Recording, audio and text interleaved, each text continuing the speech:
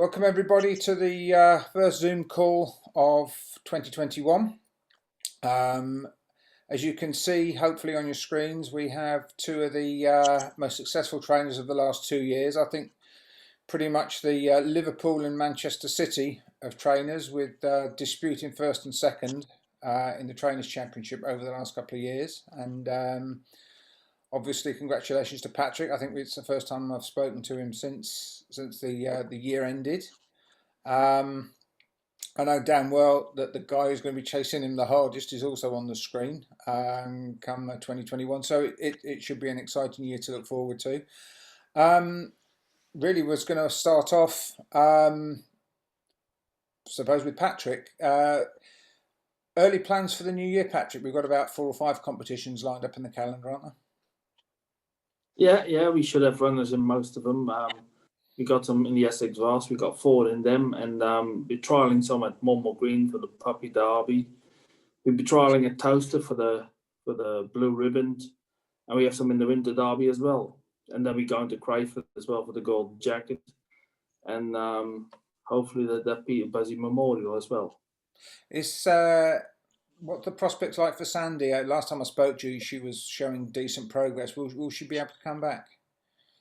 No, she isn't. She had a hand slip at Central Park last year, and she come off quite sore again. She's fine now, but the thing is, the injury aggravated her again, and she was off for a long time, so she's retired now.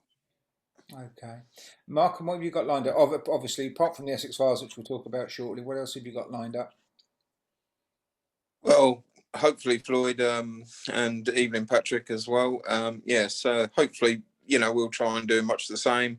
Got the Essex Vase, which is a great competition to kick the year off, and we got quite a few runners. I'd like to think we was a bit stronger than we was in the Essex Vase that's just finished, sort of thing. But Toaster have got the blue ribbon in a couple of weeks' time, which we're looking forward to.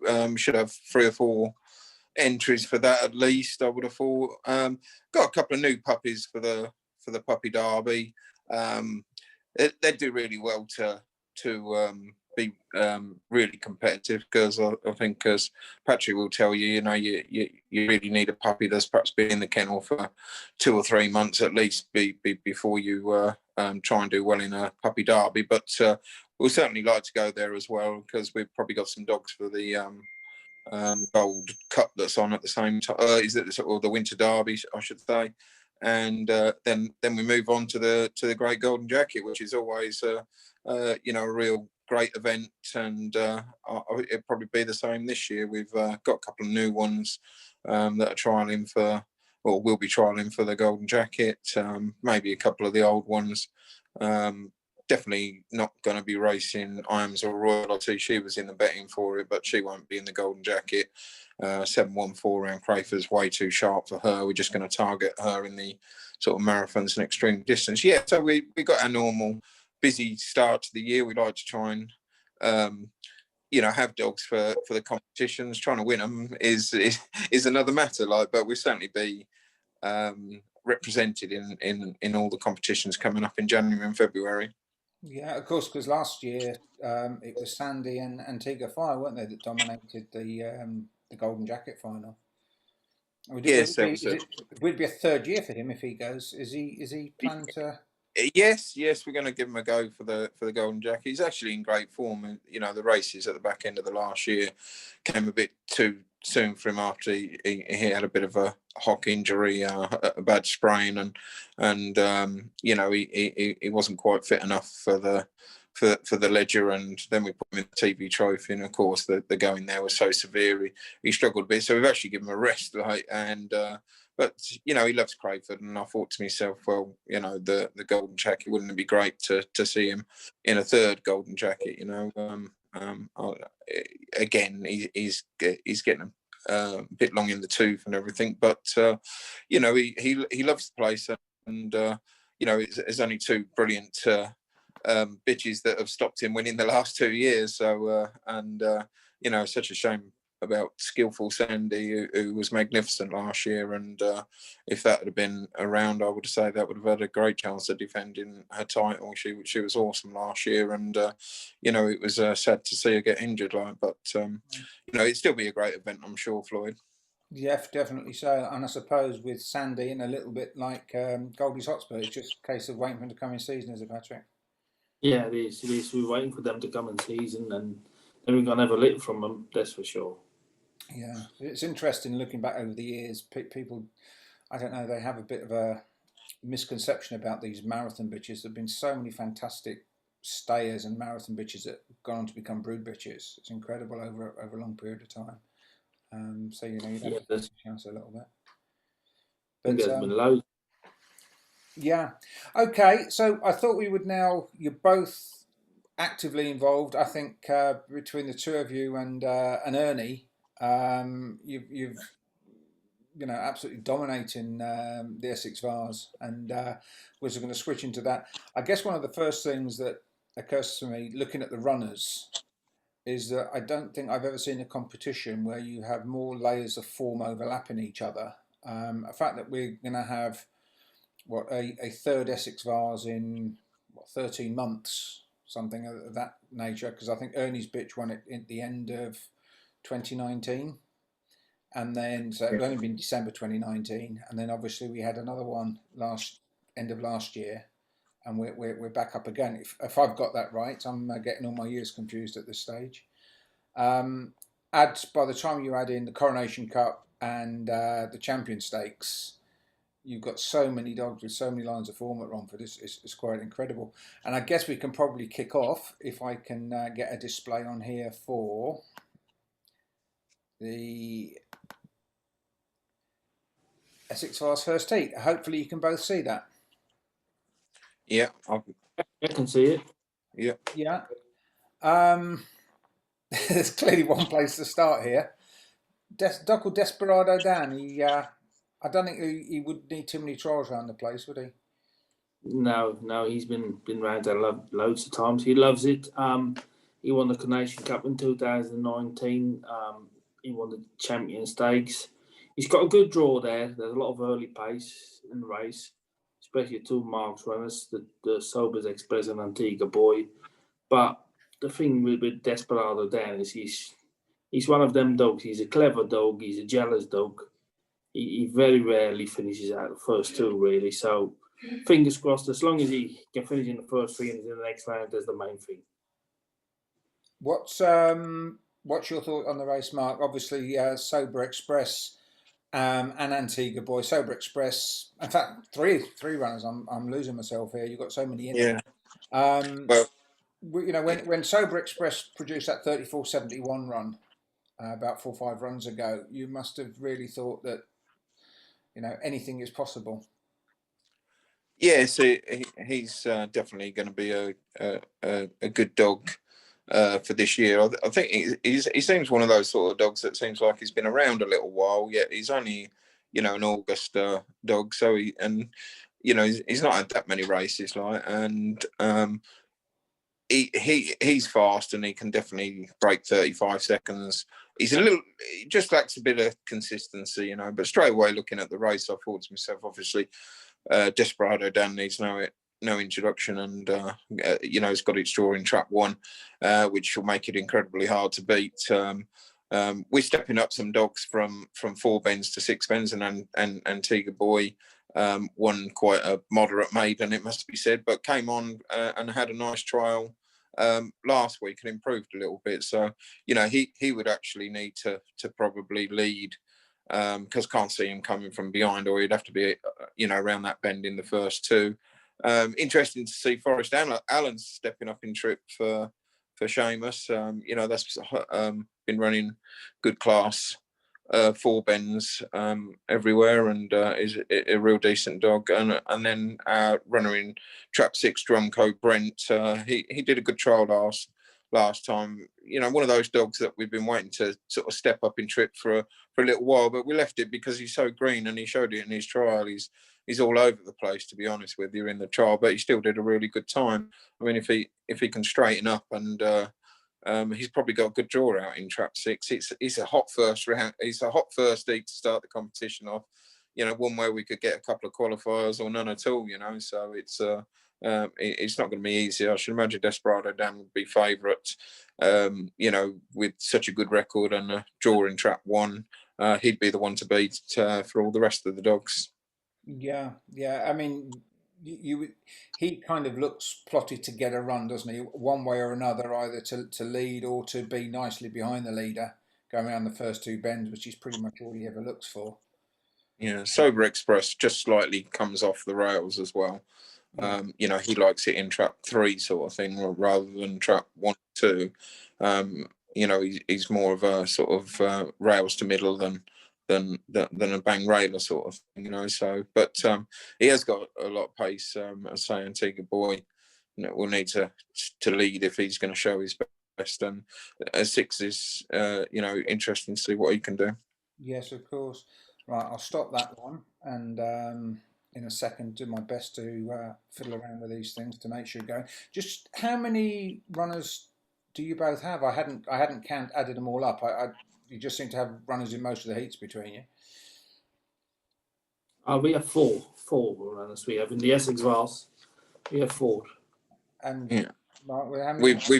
We've actually got 10, which is you know, we literally only had sort of 4 or 5 in the previous exit files, but during the last couple of weeks of the open racing at Romford, we stepped a few up, like Antigua Boy, Hope's Doggy, and then of course we've trialled a couple more over the trip just to you know, see what they could do, and they went fairly well. So we've got our usual sort of ones that we ran most of last year, Sober Express, Alien Sea, Tiffield Maximus, and then a couple of these new ones that we've stepped up in trips. So, you know, we're reasonably strong all round there. You know, in my opinion, I know they are 20 oversubscribed and everything, but as I said to the racing manager, you know, you have to judge dogs on their form, you know, and put the best 36 dogs in, regardless of who trains them, you know, and I think he's done that, you know.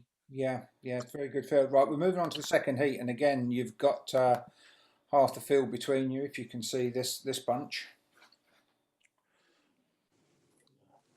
Yeah, we got Dueling Princess there. You know, she's a good bitch, but she will have to lead there to win that. I think, you know. I think Mark's dog in 2, so he's very quick up as well. The one dog, he done a good trial as well. To be fair, there's a lot of lead trap 4, you know, that's going to come across. She ain't got the greatest draw there, and 5 is a fast dog on his day. Alien Sea, trap 6. I used to have that. He's a fair dog. He does very well around Central Park. He won for me that heats in a final of a maiden competition. But Dueling Princess, she will have to lead to do any good in that race, because I think she'll be in trouble if she don't. Yeah, I mean, when I was looking at the anti-post betting, I think Ernie has, is it 3 in the top 4 or 3 in the top 5 in the anti-post, and of course including Droopy's Edition, who was runner-up in the last Essex Vase, if memory serves. Yeah,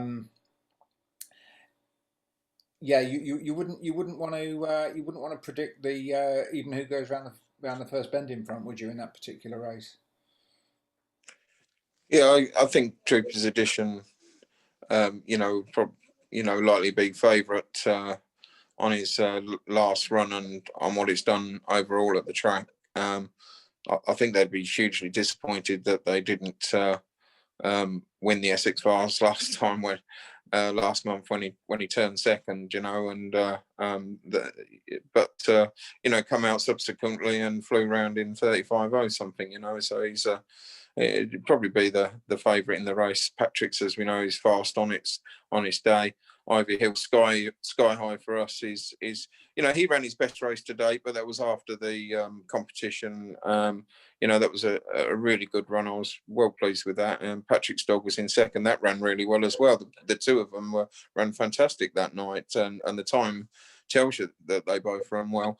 You know, Ivy Hill Sky High has just been one of those sort of nearly dogs. He's not quite managed to get to the big finals, but to be fair to the owner for what he was bought for and everything. He's overachieved, like, yeah, and you know, he's been real good fun for not too much money, and you know, he may well improve a bit further, you know, in time. He certainly stay a bit further as well. So you know, he should have a good year this year, really. And Alien Sea, well, that's just a complete enigma, you know, that wins when you don't think it can, and it whenever it's got a good chance, it runs terrible, like, you know. So God knows what he'll do tomorrow. Yeah, we don't know, and he doesn't know himself, like. So I remember when we were doing the tipsters challenge, when we got to Rumford on a Friday night and Alien Sea was invariably running, and you were too frightened to tip him and too frightened to tip against him, as I recall.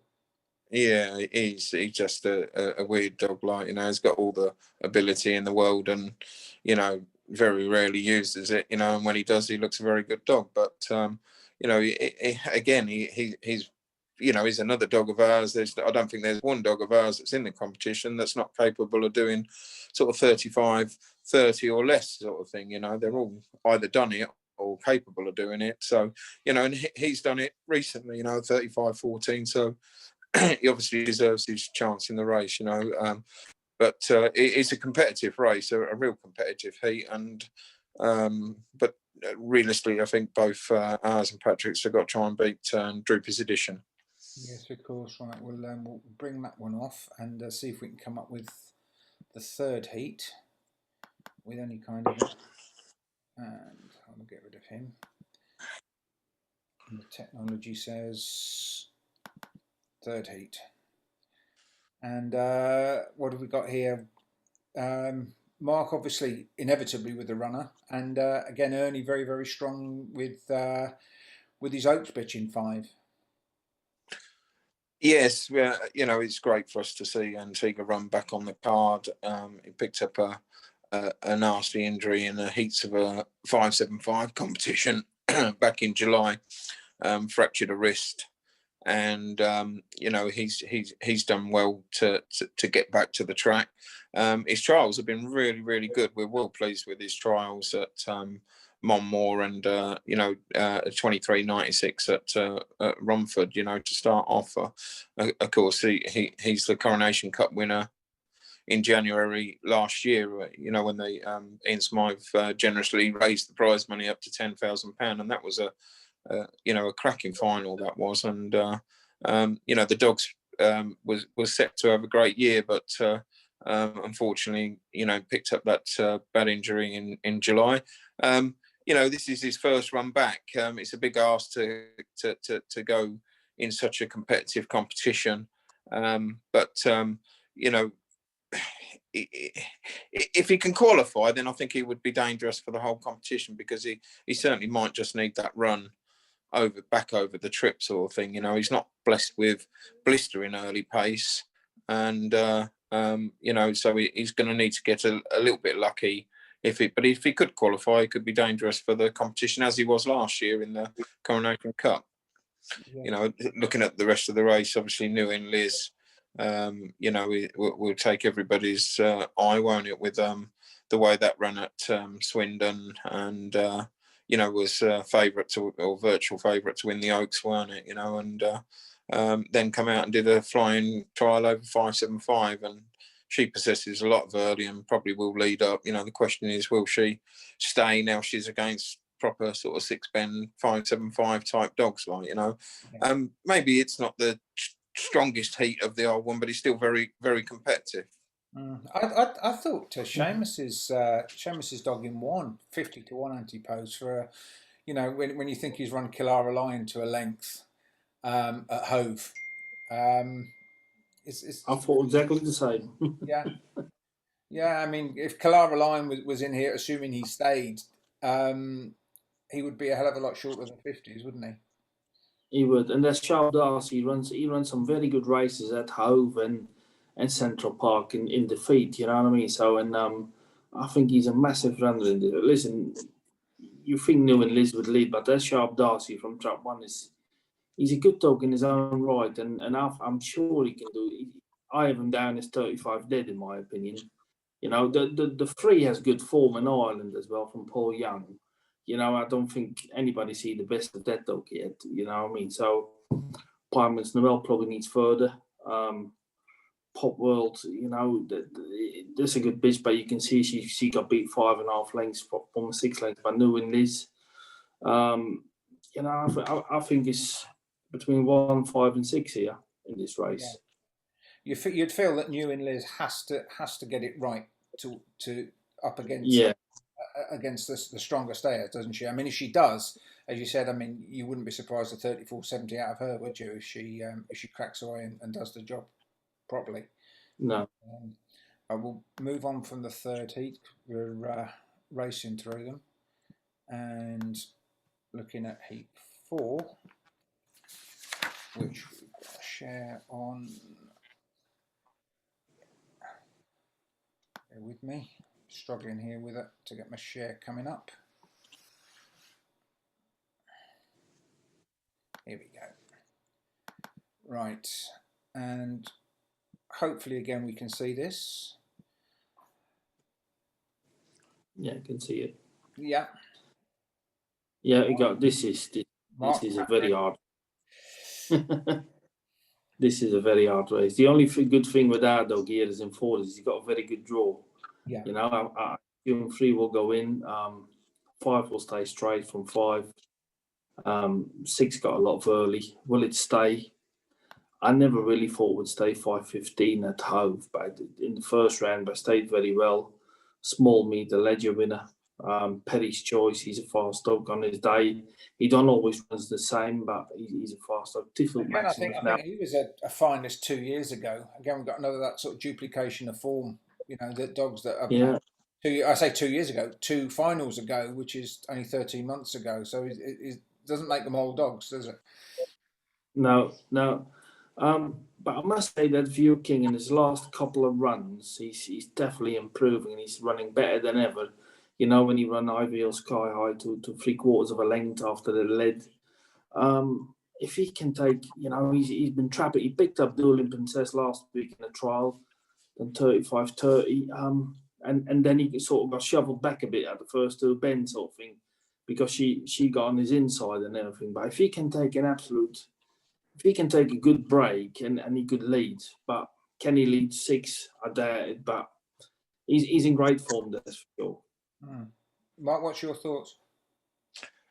Yeah, very interesting seeing the 5 and 6 stepping up in trip. Will they stay? I've got my doubts, if I'm honest, but we'll see. They're fast 4 bend dogs. You know, Small Mead needs no introduction, but 5.75s, I think these days is a bit sharp for her, but you know, we know what a class act she is, and so I was quite impressed with Patrick's the last time it ran as against Ivy Hill Sky, and it's a cracking draw he's got there, because certainly our dog Tifield Maximus, who you know, he's a dog who overachieves, but he'll definitely go towards the rails.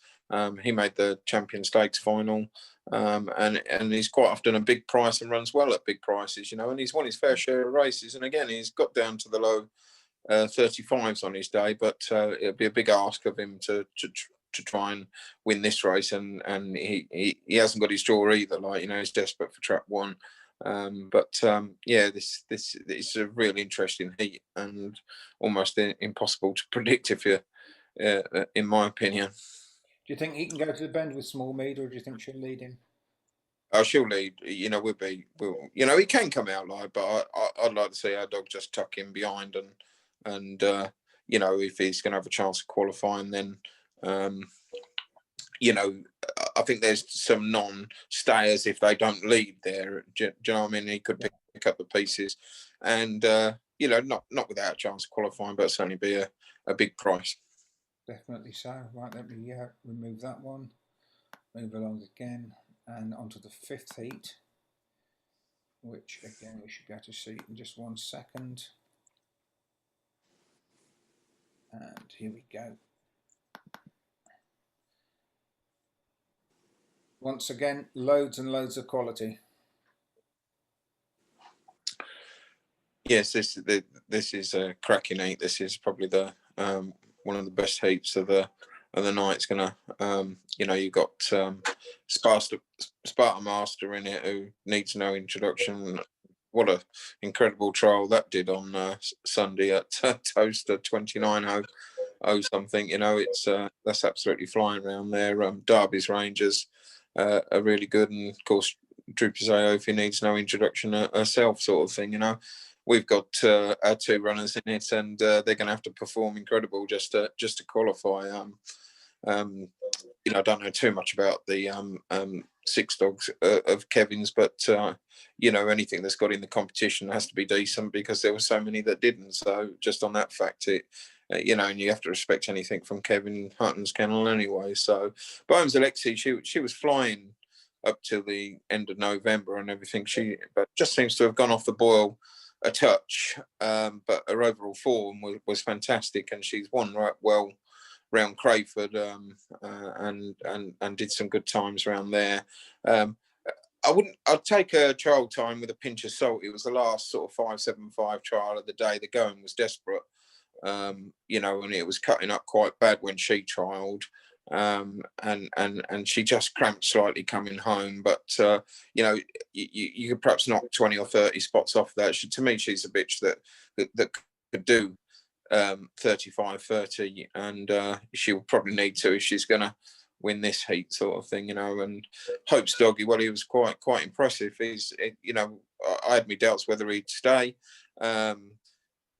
It's fair to say he's a touch disappointing over 4 bends. Probably just didn't have the all-round pace, but did a fantastic 5.75 trial first time, and then won again. I wouldn't say it was the greatest maiden in the world, but he won it comfortably.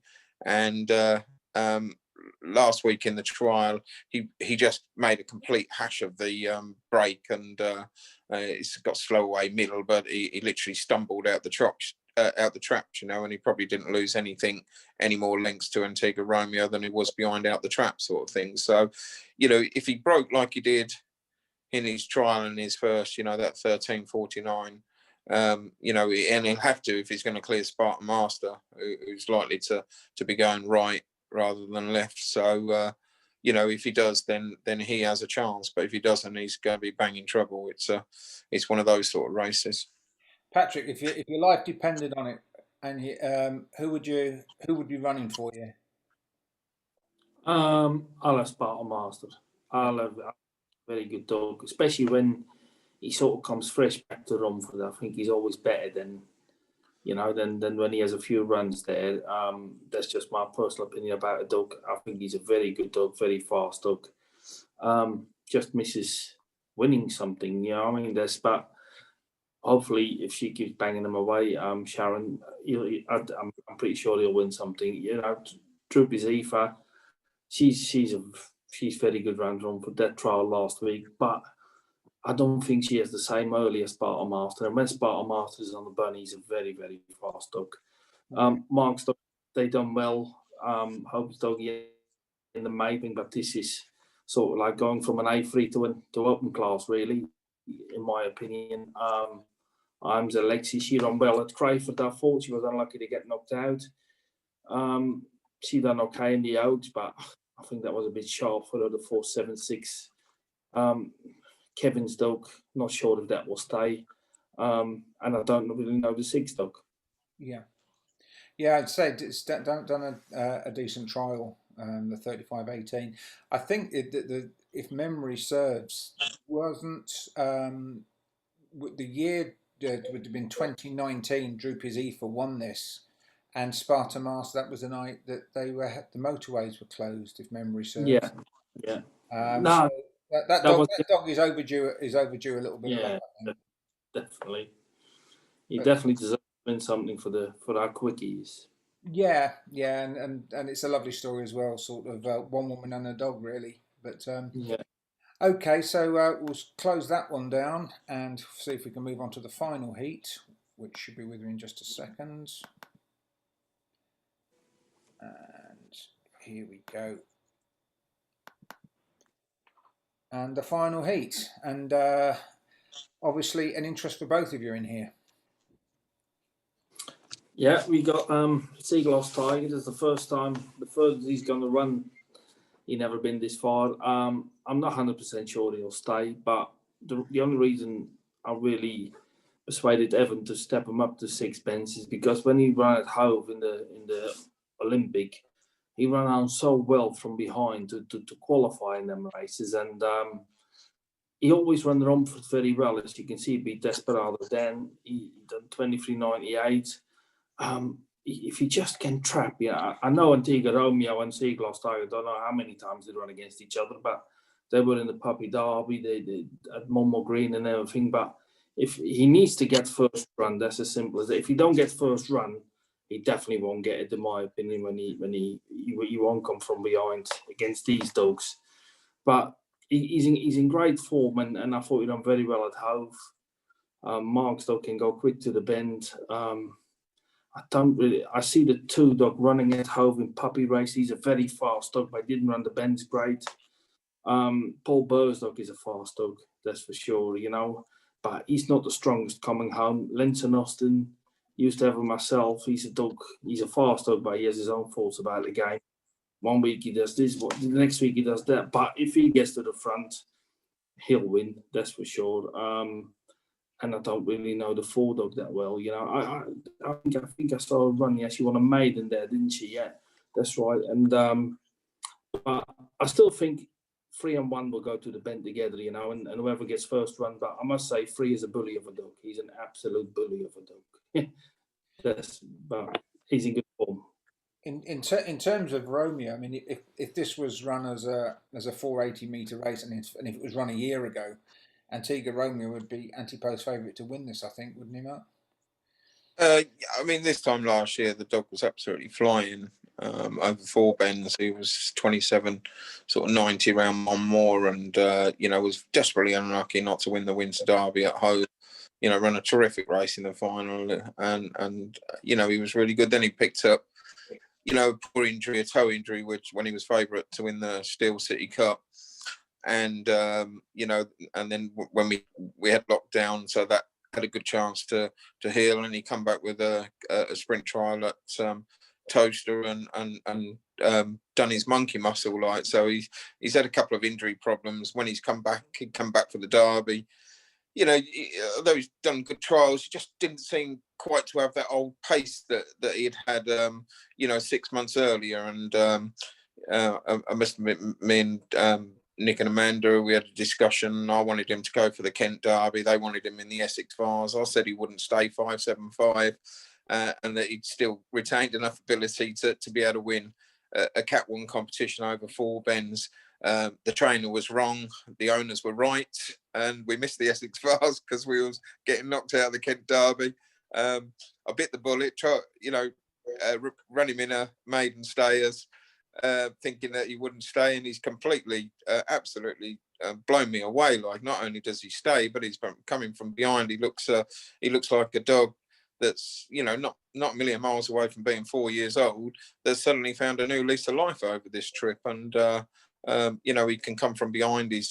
I don't think Trap 1's. I prefer to see him out a little bit in 2, 3, maybe even 4, and I think he, he'd come out the traps a bit better. I've got a feeling that he won't come out too well from Trap 1, but he seems to run the track so well that as long as he gets in a position, this is a race that I could see him, even if he didn't lead, qualifying from, and if he does qualify, then he'd be dangerous in the whole competition. I mean, Patrick's got a great chance of leading up in this race, and if he stays, the quality of dog the Sea Glass Tiger is that you'd think it would do 35-20 or less, wouldn't you? So that it looks a certain leader for me. Whether 4, 5, and 6 have all got sort of question marks, or their ability wise, they're fast and everything, but would they come from behind from a Sea Glass Tiger or Antigua Romeo? I'm not so sure. Like. I always get the impression with Sea Glass Tiger, he's just a born racer, isn't he? He just he never in his life, I don't think, ever put in a bad performance. I've certainly never seen one. He's just such a tenacious bloody, and for a big lump of a dog as well. I mean, nearly 38 kilos going around Romford 575 is it's worth seeing, isn't it? Yeah, he loves racing. He's still when he was 2 years old. You know, he wants to go. He's every time when he ran at Hove in the first round, he was last at the bend and he got bumped. And how he qualified, I still don't know. But he's such a the thing with that dog is he's a bully of a dog. He really is. He reminds me sort of. It's like Bucko's Doomy. Do you know what I mean? When he goes to the bend, they take no prisoners. Yeah. If he goes to the bend level, he'll go round in front. That's as simple as that. And I'm not sure he stays, but I think from the front he'll like Mark says, you know, he's 35-20, 35-10 for sure. Yeah. Excellent. I'll take that down.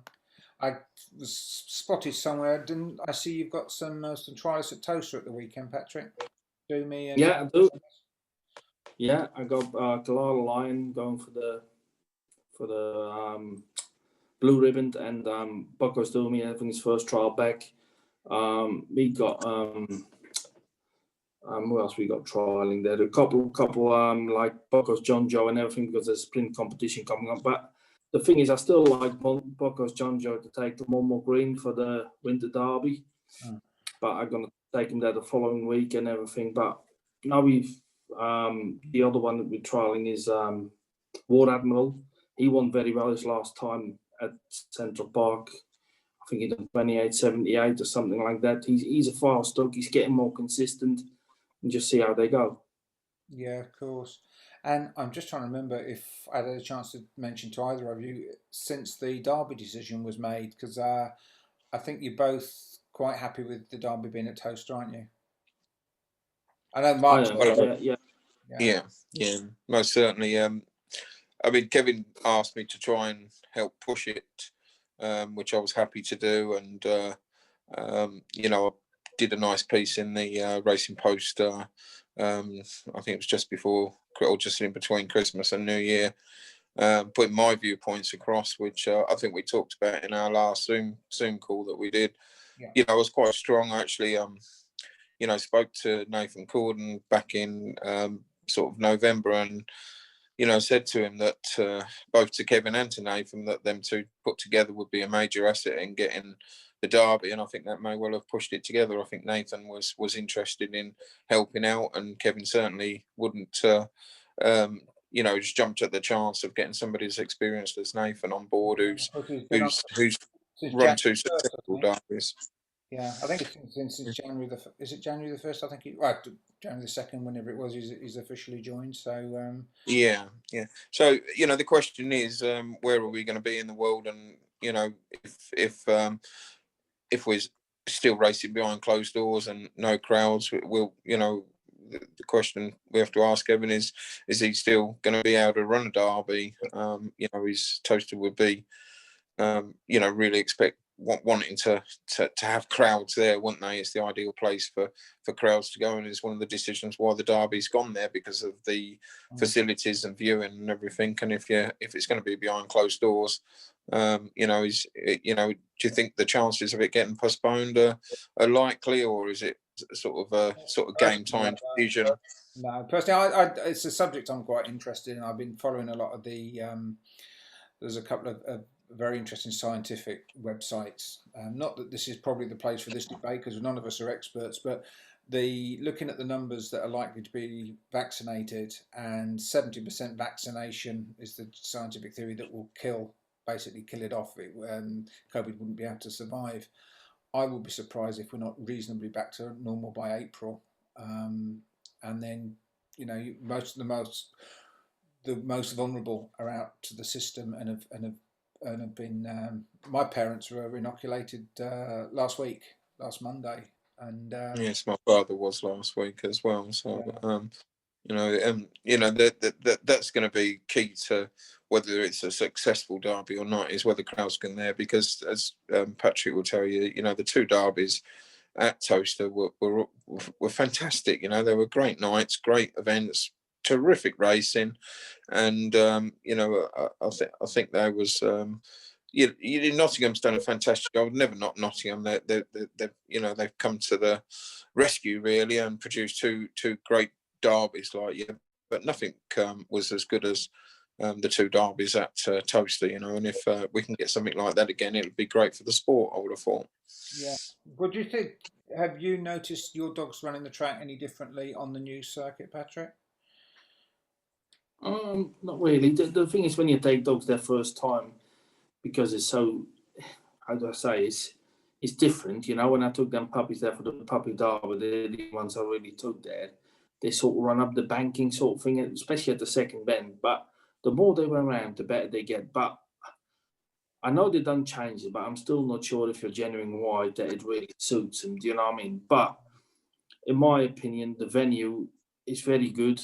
I think they try their hardest. They get knocked left, right, and centre. I do not know why, because I think they deserve more credit than knocking for what they're doing. The same when the fog was the first round, you know, they tried their best to get them races off. And the viewing was perfectly fine. But when you go from that camera, what's in the main building, no, you couldn't see it properly. But for racing, it was perfectly fine. And I will support them in every way, you know. That's why I want to take there for the blue ribbon, a couple of dogs there, a couple of dogs to Monmore. And I think they deserve all the support they can get, and they need some more meetings so they can survive. Because if they don't survive, you know, where can we have a showpiece of greyhound racing in Britain? You know, listen, Nottingham done very well with what they got, but when you go, you can't see. It's terrible viewing, really. You have to go inside and watch it on the telly, really. Central Park is a very good track in my opinion, but all the surroundings, you know, they need updating really. But Hove is very good, you know, but they don't want it obviously. Do you know what I mean? But that'd be the perfect track in my opinion. But then they're all about the location. But I think it's easier to get to Hove than the Wimbledon. So, but it is a toaster, and I'll be fully behind it, and I would definitely support them. Yes, interesting. Funnily enough, I remember going to the track when they upgraded the lights, and thought they were fantastic, and then saw lots and lots of screaming and moaning on social media about how bad they were, and it didn't really make any sense to me. And it was only on the Puppy Derby final I managed to get hold of Kevin's brother Dave and said, what was the problem? And it was purely the camera. They had the camera settings had never been updated since the camera was first installed. So if you were at the place and you could see the racing, it looked as bright as day. As I think you'd probably both agree, it looks they look fantastic under lights. But once it was going through the camera to be seen on screen, it looked really, and I could see it when I thought people were originally moaning, but when I actually saw the pictures on the screen of what it looked like, I thought this looks abysmal. I can't believe it's the same thing, but it was all down to the camera settings apparently. So anyway, yeah, I think they deserve credit, not knocking. Definitely so. Gentlemen, thank you very much for joining me this evening. I know you've got. We're just at the start of a new long slog for both of you. I hope you'll both come on here at several more occasions as we go through the year. And best of luck for tomorrow. And maybe I'll get you back if we get some through to the final. Yeah. Thanks, Floyd, and best of luck to Patrick for tomorrow and the rest of the season. And good speaking tonight. Thank you. Thanks, guys. Yeah, you as well. Yeah.